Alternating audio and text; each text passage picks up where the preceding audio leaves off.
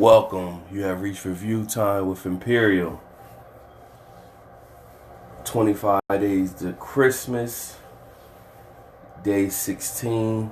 Movie review on Arthur's Christmas. Let's get into it.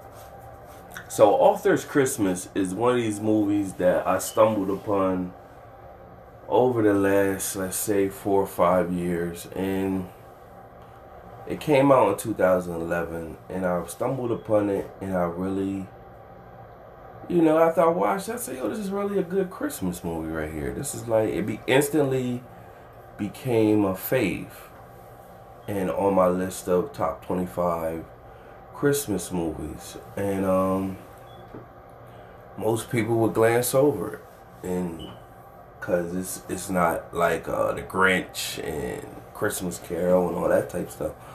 Most people would glance over, but if you give it a shot and watch it, you'll see what I found in it as a good Christmas movie and how it becomes an instant fave. So let's get into it. So the story is speaking about Santa Claus, the Christmas, the North Pole, the elves. So you have generations of Santa Claus. You have Grandpa Santa Claus, you got the current Santa Claus, and then you have the two sons, Steve and Arthur. And Steve is like, he assists the dad on, he's like the controller. He navigates. Santa now uses this high-tech spaceship type sleigh that Steve coordinates to get all the presents to the kids. Arthur is the other son who pretty much deals with the fan mail of all the children, and he's cool with all the elves and stuff like that. So he the one that actually reads the mail from the kids. And so on this particular Christmas, Santa goes out and delivers all the presents. But let me add something in there. They also have the elves. The elves are like stealth ninjas that can create packages and get into tight places or whatever. So on this particular Christmas night, they went out and did all the deliveries, but they came back with one present, and Arthur found out who the present was from and read the letter that the child had read. And so Steve is pretty much like, "Oh well, we just gotta cut that as a loss," like, And then Arthur's like, "Nah, I mean every kid deserves a Christmas toy on Christmas Day." And then Steve was like, "It's too problematic. We don't need to go out and risk trying to go back out there. Plus, he's looking at dad is older now, and Steve is not. Steve should be the one taking over, but he really doesn't have the full like Christmas spirit." So meanwhile, Grandpa Santa, he's been waiting to get back in the game. He want to show people he can still get busy out there. And so him and Arthur is talking, and he pretty much alludes to Arthur, "Hey, you can still go out and you could deliver that package yourself. Pretty much, we could do it old school, and we just use the sleigh with the reindeers." And see, Arthur is hesitant at first, like, "What do you mean y'all still got that thing?" He like, "Yeah." And so they like, "Well, how does that thing even work?" And then Grandpa Santa's pretty much like through magic. So he got like some pixie dust, and then he shows them where the sleigh is, and it's there with the reindeers, and all the reindeers are still there. And so this one elf who's been waiting to get their shot at it's like a little runt elf. They're waiting to get their shot at coming out, and they know all the stuff and how to package gifts and stuff like that. So that one elf goes with them. So they go on their journey, and they don't really. Arthur is not used to being out in the field and stuff like that. So they're trying to navigate the sleigh.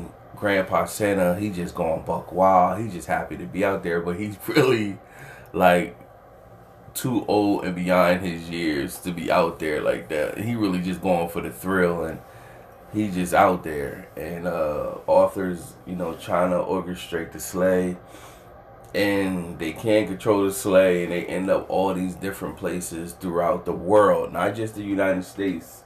They're throughout the world. And so meanwhile, back at the North Pole, the elf coordinators get because Arthur's making a big ruckus all over the world, and he's traveling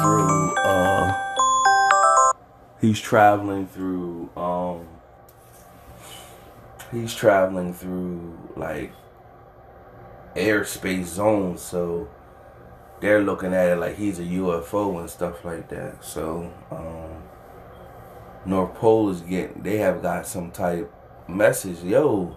They look, where's Arthur, where's Grandpa Santa, and they find out they done left. And so they get to this one kid's destination, and they think they got the right one, but when they arrive there, the kid already has the bike, and they instantly find out that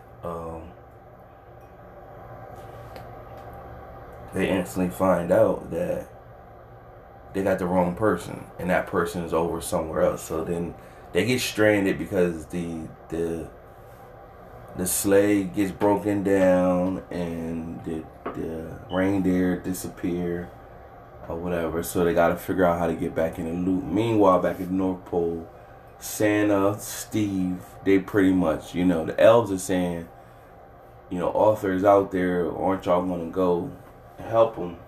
And then they kind of question, was y'all really going to leave a kid without a toy? And so the elves is frantic, so they shame is on them, so they jump in mode, and Santa, Steve, they go out to help Grandpa Santa and Arthur. When they finally get a hold of them, they're kind of like looking like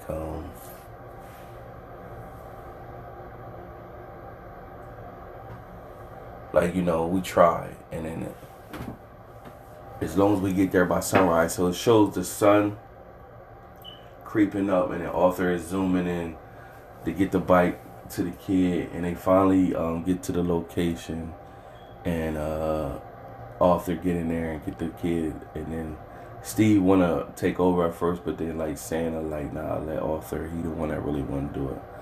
And then he pretty much got the kid the bike before sunrise, and they saved the day, and that's pretty much the story then, or whatever. And then Santa got to see like Arthur is his true replacement to being Santa Claus, and not Steve, because he got the love and the joy for Christmas. So it's a good film, funny, good film to watch with the kids and the family. You'll be, if you haven't already watched it, you haven't even know about it, give it a chance and watch it, and you'll be like, oh man, it was a good movie. So it's a surprisingly good movie. So other than that, spread the Christmas cheer, subscribe and like the video. Till next time.